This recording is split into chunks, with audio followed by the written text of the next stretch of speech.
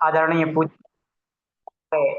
पंडित उदय भानु शर्मा जी, आपको मैं चरण वंदन करता हूँ, आशीर्वाद की कामना करता हूँ। संस्कारों से भरा इस जो मंच शारदा एंटरप्राइजेस विदिशा मंच को मैं सत सत नमन करता हूँ, जहाँ से हमें सारे संस्कारों का, सारे व्यवहारों का जो हमें एक मार्गदर्शन मिलता है, शिक्षा मिलती है। इस धारा प्रवाह जो मंच को मैं पुनः प्रणाम करता हूँ। हमारे आदरणीय संत शिरोमणि डॉक्टर बी के द्विवेदी सर जी, प्रयाग धरती से जो सदैव संगम नगरी से हम लोगों को आशीर्वाद धारा प्रवाह भेजते रहते हैं, उनको मैं चरण वंदन करता हूँ और सर से आशीर्वाद की कामना करता हूँ। हमारे कोर कमेटी की अध्यक्षा महोदय आदरणीय बहन प्रीतिपाल दीदी जी को मैं चरण वंदन करता हूँ, नमन करता हूँ, आशीर्वाद की कामना करता हूँ। हमारे आदरणीय डॉक्टर दीपक चौरसिया जी, सर जी मैं आपको प्रणाम करता हूँ, आशीर्वाद की कामना करता हूँ। हमारे इस जूम मंच के आदरणीय सुपर हीरो आदरणीय रविंद्र सेन जी राजपूत जी को मैं नमन वंदन करता हूँ, चरण वंदन करता हूँ, आशीर्वाद की कामना करता हूँ। हमारी स्वाति चौरसिया जी को मैं नमन वंदन करता हूँ, आशीर्वाद की कामना करता हूँ। सुशीला कालमा दीदी जी को मैं नमन वंदन करता हूँ, उज्जैन से हैं, वो भी एक पवित्र पावन धरा से हैं, तो मैं उनसे भी आशीर्वाद की कामना करता हूँ। और हमारे मंचासीन पलक राजपूत जो हमारे गांव नागमड़ी से हैं, कछवाए परिवार से हैं, हमारे आदरणीय राजेंद्र सिंह के पुत्री हैं और छोटी बच्ची है, अभी वो 5वीं 6वीं में पढ़ रही है। आज ही उसको सेशन में जोड़ने के लिए मैंने प्रेरित किया और वो बच्ची जुड़ी, तो मैं उसका भी बहुत-बहुत धन्यवाद करना चाहता हूँ और वो कल परसों से कुछ ना कुछ आगे बोलने लगेंगे। चलो बिल्कुल। और आदरणीय हमारे पूजनीय अमित गर्ग जी भी जुड़ चुके हैं, तो मैं उनको नमन वंदन करता हूँ, चरण वंदन करता हूँ। हमारे प्रकाश पटेल सर जी, हमारे रविता पांडे दीदी जी, शांति यादव दीदी जी, सविता कुमारी, आदरणीय बहन प्रतिमा दीदी जी, सबको मैं एक साथ चरण वंदन करके नमन करता हूँ और आशीर्वाद की कामना करता हूँ और एक साथ समस्त मंच को मैं पुनः प्रणाम करता हूँ। आज का मैं चीफ गेस्ट के माध्यम से मेरा परिचय, मैं गुड्डू पटेल, जिला दमोह, ग्राम नागमड़ी करैया से मैं निवास है और पेशे से एक छोटा डॉक्टर हूँ, थोड़ा-सा खेती का भी कार्य देखता हूँ और थोड़ा बहुत कुछ गाना-बजाना गुनगुना लेता हूँ और सबसे बड़ी बात ये है सर जी कि आज जो कानून के रचयिता डॉक्टर भीमराव अंबेडकर की जो जयंती है, मैं मंच के माध्यम से उनको भी नमन करता हूँ, जो आज हमारे भारत के संविधान के रचयिता हैं, उनका जो आज जयंती है, तो मैं मंच के माध्यम से उनको भी नमन करता हूँ। और सर जी आज का ये मेरा टॉपिक है गंजेपन से कैसे बचें? यानी कि जो बालों का असामयिक झड़ जाना, गंजापन है, तो उससे हम कैसे बचें और ये बीमारी कब और कैसे हो जाती है, किन कारणों से हो जाती है? तो इस विषय पर आज कुछ चर्चा मंच के माध्यम से रख रहे हैं। तो ये सबसे बड़ी चीज है हमारे बालों की एक जो सुरक्षा है या बाल हमारे एक अनुभूति हमें ये कराते हैं कि सबसे बड़ी आदमी की व्यवहारिक और इज्जतदारी की अगर बात की जाए तो बालों से भी व्यक्ति एक इज्जत की श्रेणी में आता है या माने कहना चाहिए मेकअप की श्रेणी या फेस में आदमी का व्यवहार, ये चीजें हमारे बालों एक महत्वपूर्ण भूमिका निभाते हैं। तो एक मिनट जब बातचीत कर तुम्हारा बाल ना, बालों का एक ऐसा महत्व है कि बाल अगर किसी व्यक्ति के झड़ जाते हैं तो वो व्यक्ति अपने आप में एक शर्म महसूस करने लगता है कि अरे भाई हम गंजे हो गए, अरे भाई हम आगे 4 लोगों में या समाज में हम क्या मुँह दिखाएँगे, क्या करेंगे? ये चीज़ कुछ थोड़ी-सी अपने आप में आदमी को थोड़ा-सा शर्मिंदगी महसूस करा देती है। गंजापन है क्या? आखिर गंजापन के विषय की अगर बात की जाए तो ये है क्या? यानी कि जन्म समय से बाल्यावस्था तक के जो बालों का झड़ना गंजापन कहलाता है, जो हमें विरासत में कुदरती देन प्रभु ने, ईश्वर ने जो रचना करके हम हमें बालों को एक मुकुट के रूप में सिर पर दिया है, जो हमारे संपूर्ण शरीर को पहला एक मुकुट है, जिससे हम अपने एक समाज में अपना एक गौरवान्वित गौरव बनाते हैं। तो बालों का झड़ना गंजापन कहलाता है। यानी कि अब गंजापन कितने प्रकार का होता है? गंजापन कितने प्रकार का होता है? पहला नंबर, ये चंद्रावत भी होता है। दूसरा, अर्ध चंद्रावत। तीसरा, पूर्ण गंजापन, यानी कि कुछ लोगों के बाल पूर्ण रूप से झड़ जाते हैं, कुछ पोषक तत्वों की कमी से, कुछ विटामिन की कमी से। तो इस प्रकार से अगर व्यक्ति 3 प्रकार से गंजे की श्रेणी में आता है कि चंद्रावत, अर्धचंद्रावत और पूर्ण गंजापन। इसका कारण क्या है? यह रोग कैसे होता है और क्यों होता है? ये अधिकांशतः पुरुषों में ज्यादा होता है, हमारी माताओं बहनों में बहुत कम होता है। यह रोग मुख्य रूप से पुरुष वर्ग में ज्यादा होता है, माताएं बहनों में बहुत कम होता है। इसकी कमी का कारण क्या है? तो पहला नंबर है विटामिन सी की कमी। हमारे गंजेपन का प्रमुख कारण है हमारे शरीर में विटामिन सी की कमी। दूसरा, पोषक तत्वों की कमी। हम जो अपने दिनचर्या के जो भोजन करते हैं, उनमें हमें कहीं न कहीं कभी कैल्शियम की ज़रूरत है, कभी विटामिन सी की है, कभी विटामिन बी 12 की है। यानी कि पूर्ण पोषक भोजन तब कहलाता है जब सारे मिनरल, सारे प्रोटीन उस भोजन में मौजूद है, तब हमारा शरीर, चाहे वो बाल हो, चाहे किसी भी और अन्य अंग क्यों ना हो, अगर पोषक तत्व या प्रोटीन या कार्बोहाइड्रेट हमारे भोजन में नहीं मिल पाते हैं, तो कुछ ना कुछ हमें बीमारियों को झेलना पड़ता है। और दूसरा, तीसरा, चिंता।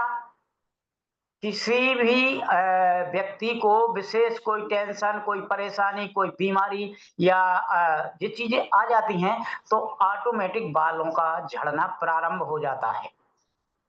ये आनुवांशिक बीमारी से संबंधित है। हालांकि आनुवांशिक को आयुर्वेद का एक ऐसा वरदान है, आनुवांशिकता के लिए आयुर्वेद का एक ऐसा वरदान है कि उसको भी बदल देता है। आयुर्वेद आयुर्वेद के प्रोडक्ट उसको भी, आनुवांशिकता को भी बदलने की क्षमता रखते हैं। पांचवा पॉइंट है उम्र की वृद्धि। ज्यादा बूढ़ा आदमी हो जाता है, धीरे धीरे धीरे धीरे बाल झड़ने लगते हैं, वो अलग बात है। जो गंजापन की समस्या और हया और शर्म और लाज तब आती है व्यक्ति को, जब जे 15-20 साल से 30 साल 40 साल के बीच में जब किसी भी यंग एज पुरुष के बाल झड़ जाते हैं, तो वो अपने आप को एक शर्म महसूस करता है और समाज में निकलने के लिए बहुत बड़ी मुसीबतों को सामना करता है। कोई ना कोई हंसी मजाक करते रहता है, भाई ये आगे गंजे, वो आगे गंजे। तब वो अपना एक कवच छुपाने के लिए तौलिया, टोपी, कैप जो भी लगा लेता है वो अपना अपने आप में। छठवां पॉइंट है सर जी, खान पान। हमारा खान पान भी बालों पर विशेष असर पड़ता है।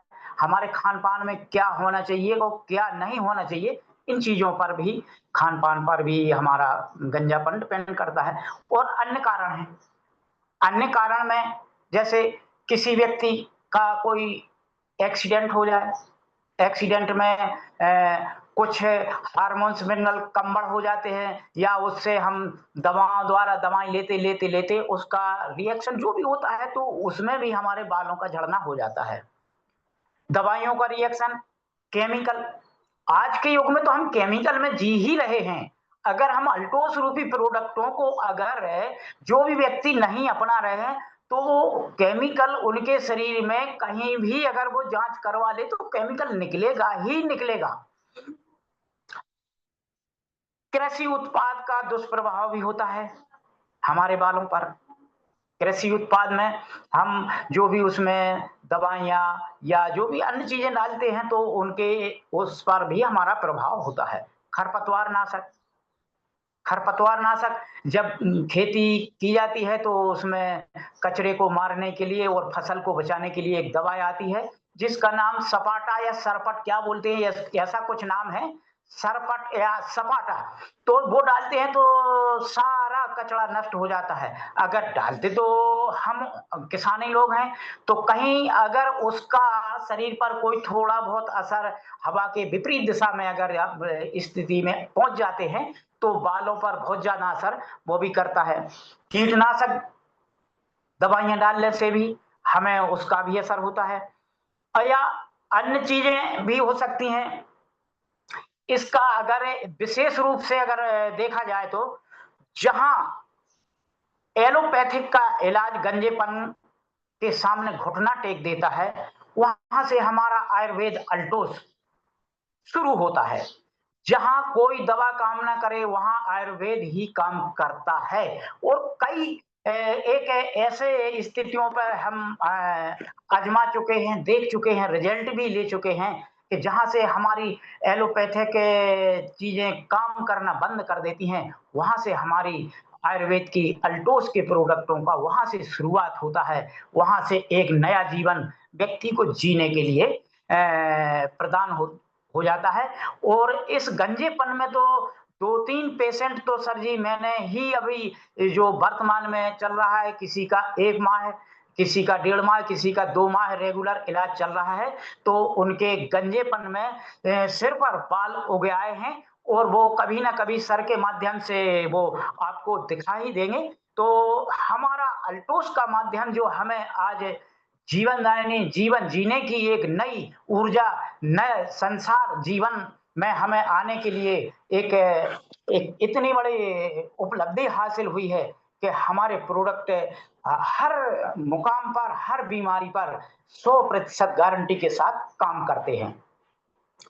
अब उपचार में आते हैं, पर तो उपचार में ये हमारा आयुर्वेद अल्टोस प्रोडक्टों के माध्यम से हमारी कंपनी में जो प्रोडक्ट उपलब्ध हैं, उनका अगर सही तरीके से व्यक्ति अगर उपचार करता है तो बिल्कुल बालों का उगना निश्चय है कि वो बाल उगाएंगे।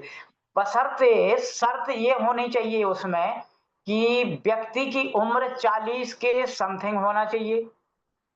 दूसरी बात आती है, व्यक्ति के बाल झड़ने का समय लगभग 4 से 6 महीने हुए हों, यानी कि अगर 2 साल, 3 साल, 4 साल हो गए हैं, तो वहां जो दवा काम नहीं करती है, क्योंकि वहां के अपने जो रंध्र छिद्र हैं वो टोटल रूप से बंद हो जाते हैं। तो वहां किसी भी प्रकार की कोई दवा, कोई तेल अगर नहीं जा पाता है, तो बाल जमने की संभावना वहां बिल्कुल कम हो जाती है। तो हमारे अल्टोस के प्रोडक्ट कहाँ-कहाँ, कैसे-कैसे काम करते हैं, तो थोड़ा-सा उसके विषय में अपन बात करते हैं। सबसे पहला प्रोडक्ट आता है हमारा हेयर फॉल शैम्पू, यानी ओनियन शैम्पू, जो हमारे आयुर्वेद अल्टोस कंपनी द्वारा निर्मित बनाया हुआ है। दूसरा हमारा प्रोडक्ट आता है एडवांस हेयर सीरम। तीसरा प्रोडक्ट आता है 9-1 ऑयल, जो 9 जड़ी बूटियों से बना है। चौथा प्रोडक्ट है न्यूटोप्रास कैप्सूल।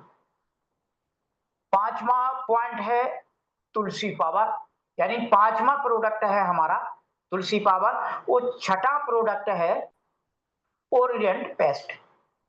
अब आप कहेंगे ये पेस्ट, तुलसी पावर, ये कहां-कहां, कैसे-कैसे काम करता है, क्यों करता है, इसकी कैसी जरूरत पड़ती है?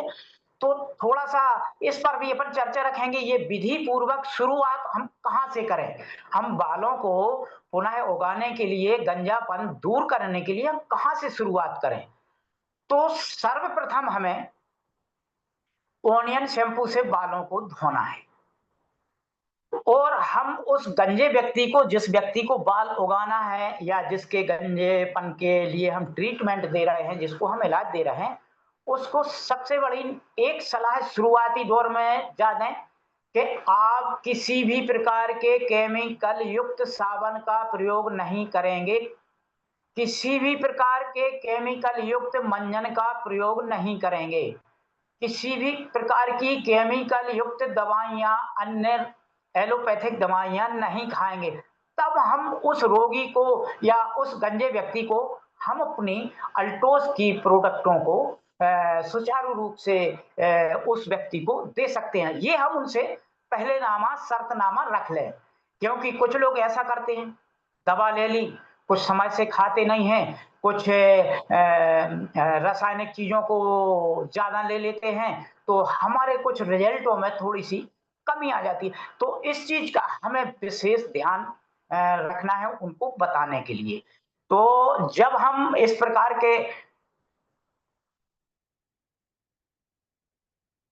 उस व्यक्ति को सजेस्ट कर देते हैं कि गारंटी हम ले रहे हैं, आप इस प्रकार के बताए अनुसार नियम पूर्वक आप अपने तरीके से इस दवाई को लें। तो सबसे पहले हमारा हेयर फॉल शैम्पू यानी ऑनियन शैम्पू से हमें सिर को अच्छे तरीके से धोना है। इसमें प्याज, प्लॉट केराटिन शामिल है। यह बालों को मजबूत, घना, चमकदार बनाने के लिए या बालों को झड़ने के लिए बिल्कुल रोक देता है और घने, मुलायम और सिल्की बाल बिल्कुल तरोताजा कर देता है। तो ये ऑनियन शैम्पू का हमारा शुरुआती होता है। दूसरा आता है हमारा advance hair serum. Hair serum 9-1 oil, न्यूटोप्रास, तुलसी पावर। अब हम 5वें प्रोडक्ट को दूसरे नंबर पर लेकर आते हैं। इसलिए लेकर आते हैं क्योंकि तुलसी पावर हमें सुबह 5 बूंद गुनगुने पानी में पीना है और 5 बूंद शाम को गुनगुने पानी में पीना है। तब इसको शाम को अपन को तुलसी पावर गुनगुने पानी में 5 बूंद मिला के हमें अपने गंजेपन खाली जगह, सिर की खाली जगह पर सूती तौलिया रुमाल से उस स्किन को अच्छे तरीके से साफ करना है।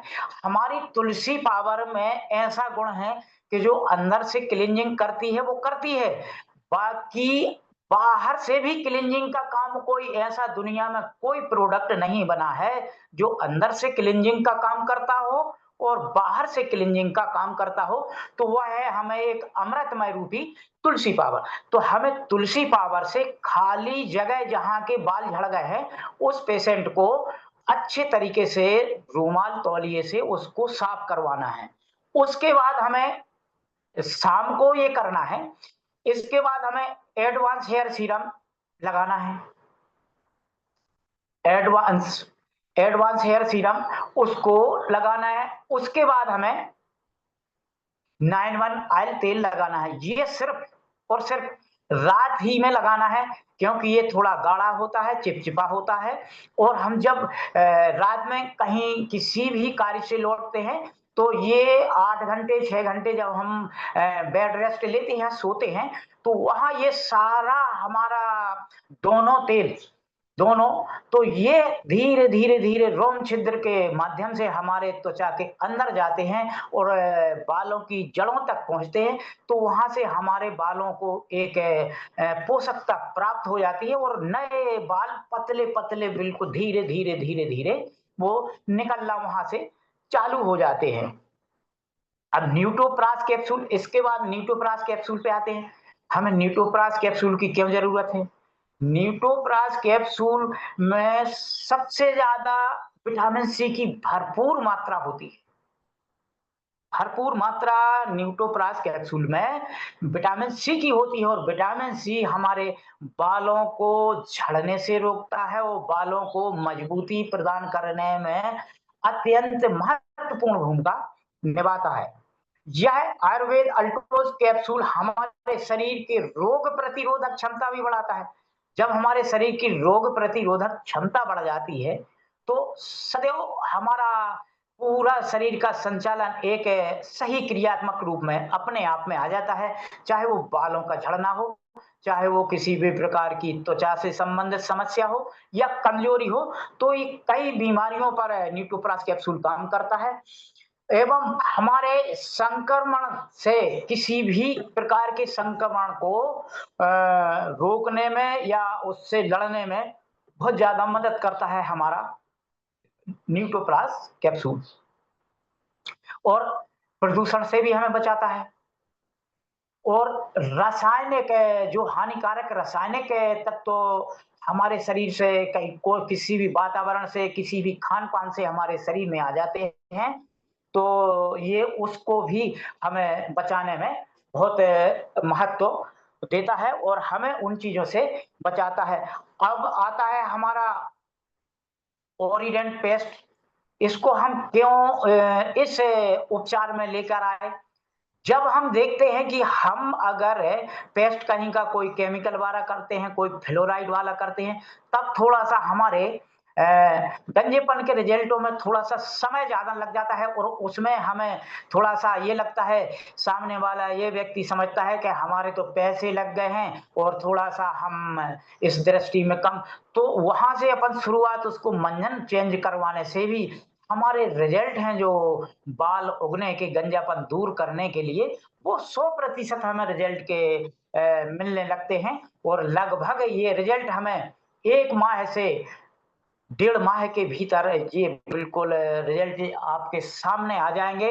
वो बशर्ते व्यक्ति अपना 100% जो अपन शर्तनामा रखते हैं कि आपको इस प्रकार से आपको बाज़ारू साबुन उपयोग में नहीं लेना है।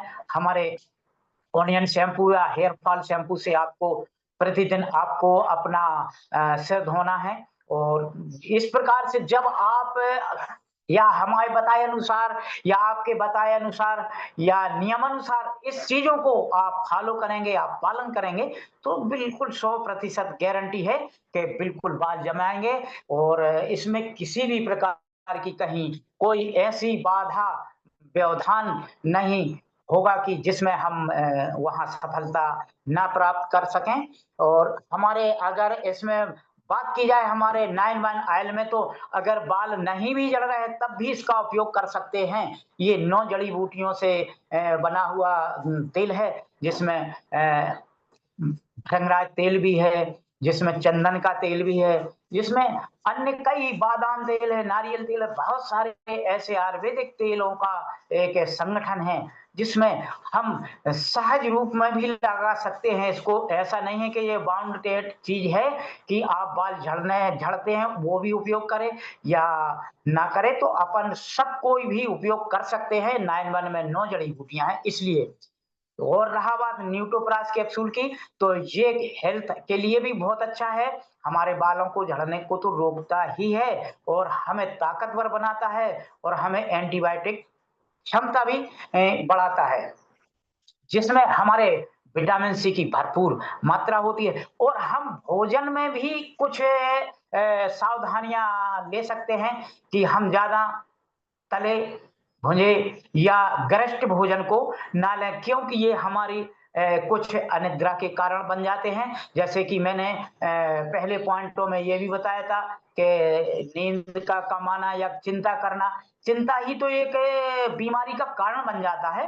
तो ये भोजन का भी हमें अपना मेन्यू देखना है कि हमें एक सरल और सहज और जिसमें प्रोटीन अ, कार्बोहाइड्रेट या मिनरल या सारी चीज़ें जहाँ से हम उसको देख करके ही भोजनों को फल-फूल इत्यादि जो भी हमें हैं, तो हम वो ले सकते हैं। और हमारी माता-बहनों के लिए सर जी एक और मैं इसमें जोड़ना चाहता हूँ कि किसी माता-बहन के अगर बाल झड़ते हैं, तो इन प्रोडक्टों में से जो भी आप उचित समझें वो ले सकते हैं और इसमें आँवला जूस को भी ज़रूर उपयोग में लें।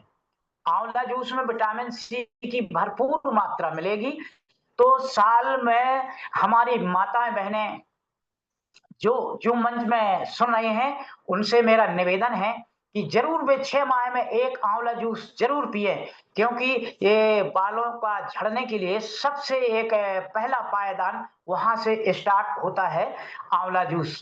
6 माह में 1 बार ज़रूर पिएँ, तो हमारे बालों का झड़ना वहाँ से रुक जाता है और बिल्कुल, और भाइयों से भी निवेदन है कि वो भी उपयोग में लें। भाई वो तो इसका ट्रीटमेंट है भाई, बाल उनको बड़े तो नहीं चाहिए कि ये है। तो ये हमारा सिर का जो ताज है, ये मुकुट है, बालों को अगर मुकुट की उपमा भी दी जाए तो कम नहीं है, क्योंकि यहाँ से हमारी सुंदरता का पहला नूर स्टार्टअप होता है। और जब व्यक्ति गंजा हो जाता है तो एक अपने आप में लज्जावान हो जाता है, शर्म महसूस करने लगता है। तो ये बातें तो कुछ ऐसी होती हैं।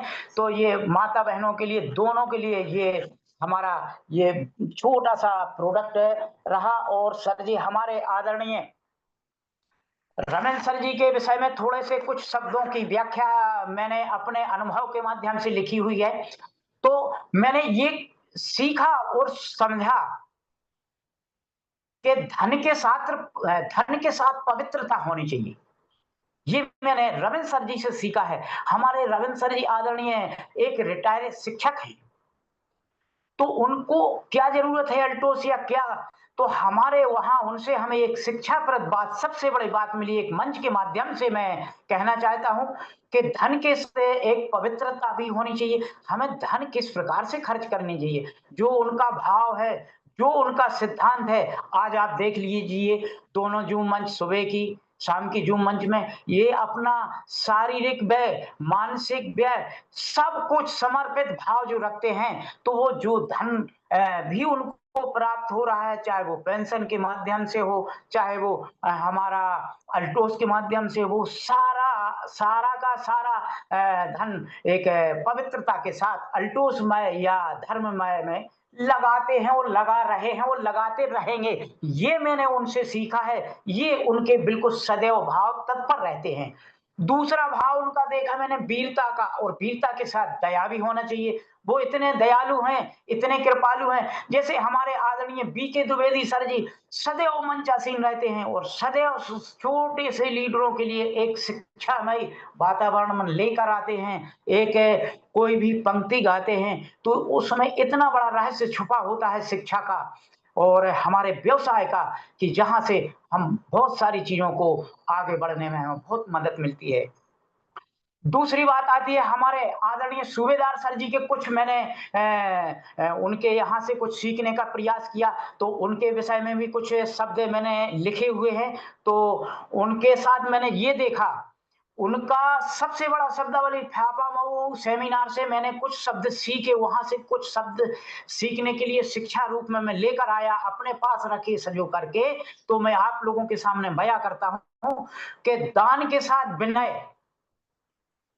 दान के साथ विनय। उन्होंने अपने जूम मंच पर कहा, उन्होंने अपने सेमिनार में कहा था कि मैं 1000 लोगों को एक वैद्य के रूप में बनाना चाहता हूं।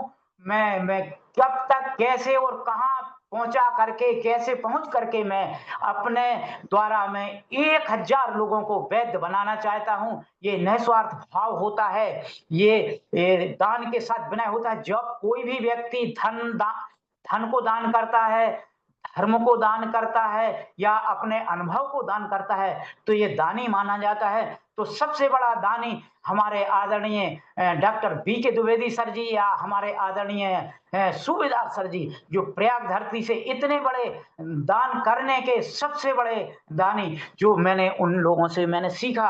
और हम आगे का एक और हम सूबेदार सर जी के में विषय में बात रखेंगे, अधिकार के साथ सेवा भाव। उनके अधिकार के साथ सेवा भाव भी मैंने देखा। अरे भाई, वो इतने बड़े आदमी हैं, उनका बड़प्पन देखिए। सर जी फाफा मऊ में हमारे आदरणीय रविंद्र सर जी गए हुए थे, हमारे आदरणीय अमित गर्ग जी गए थे, हमारे कोर कमेटी की अध्यक्ष महोदय प्रीतिपाल दीदी गई हुई थी, हमारी प्रतिमा सेन दीदी जी गई हुई थी, हमारे डॉक्टर दीपक चौरसिया जी गए हुए थे। वहां उनका अधिकार के साथ सेवा भाव भी देखा। वहां उन्होंने अपने हाथ से भोजन खिलाया जितने भी अल्टोसियन है थे।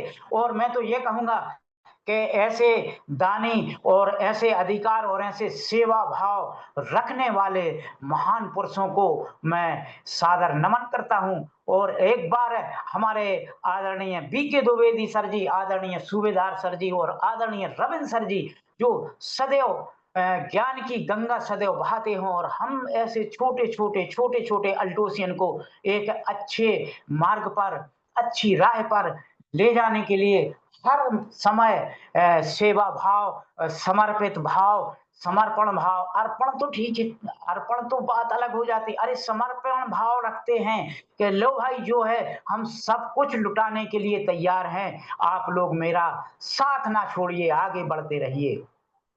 आगे बढ़ते रहिए। इस प्रकार से हमें जूम मंच की जो पाठशाला में हमें सीखने का इतना बड़ा सौभाग्य, इतना बड़ा मंच, इतना बड़ा लाभ जो मिलता है, तो जी सर।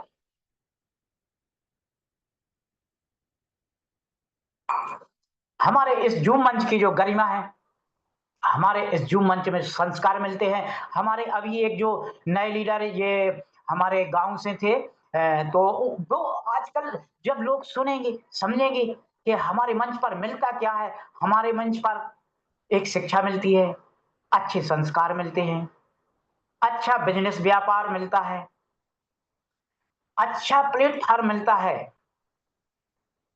अच्छे प्रोडक्टों की 100% गारंटी वाले आयुर्वेद प्रोडक्ट मिलते हैं, जिनके माध्यम से हम एक-दूसरे का भला कर सकते हैं। हम अपने समाज का, हम अपने परिवार का, हमारे देश-प्रदेश का, सबका हम हित कर सकते हैं और जब हम इस प्रकार की हितैषी दुनिया को आगे बढ़ाएँगे, तब हमें उसका चाहे वो किसी भी ना किसी रूप में हमें आगे बढ़ने का अपने आप सौभाग्य प्राप्त हो जाएगा और अपने आप सबका आशीर्वाद भी मिलने लगेगा। तो शायद समय तो कुछ मेरा बच रहा है कि थोड़ा-सा अब मैं क्षमा चाहता हूँ और मैं आज के लिए सर जी इतना ही मैं कुछ सुन पाया, समझ पाया और सीख पाया और आगे भविष्य में कुछ और कोशिश करूँगा सर जी। तो मैं एक साथ समस्त मंच को मैं नमन करता हूँ, वंदन करता हूँ। हमारे आदरणीय पूजनीय डॉक्टर पी.के. द्विवेदी सर जी, जो सदैव आशीर्वाद हम लोगों को देते रहते हैं। हमारी कोर कमेटी की अध्यक्ष महोदय आदरणीय दीदी प्रीतिपाल दीदी जी को मैं नमन करता हूँ। हमारे आदरणीय सुपर हीरो जूम मंच के रविंद्र सर जी को मैं नमन वंदन करता हूँ। हमारे आदरणीय बनारस से हमारे आदरणीय शशि भूषण त्रिपाठी जी को मैं चरण वंदन करता हूँ, नमन करता हूँ सर जी। ऐसा आशीर्वाद आप लोग यहाँ से भेजते रहते हैं, हम लोगों को एक नई ऊर्जा मिलती रहती है और हमारे आदरणीय डॉक्टर दीपक चौरसिया जी के मोबाइल से गुरुदेव जुड़ गए हैं, तो मैं उनको सत-सत नमन करता हूँ, चरण वंदन करता हूँ सर जी। बिल्कुल मंच पे आप लोग वहाँ से आशीर्वाद सर जी बिल्कुल भेज दें और हमारे आदरणीय समस्त लीडरों को मैं एक बार चरण वंदन करके नमन करता हूँ और हमारे इस जूम मंच के संचालक जो हमें सदैव तत्पर जूम के माध्यम से या फ़ोन के माध्यम से सदैव हम लोगों को हर समय मदद मुहैया कराते हैं, ऐसे हमारे आदरणीय पूजनीय पंडित उदय भानु जी शर्मा जी को मैं चरण वंदन करके नमन करता हूँ और मैं अपनी वाणी को विराम देता हूँ और मैं अब एक साथ जय भारत, जय एल्टोस और जय भीमराव अम्बेडकर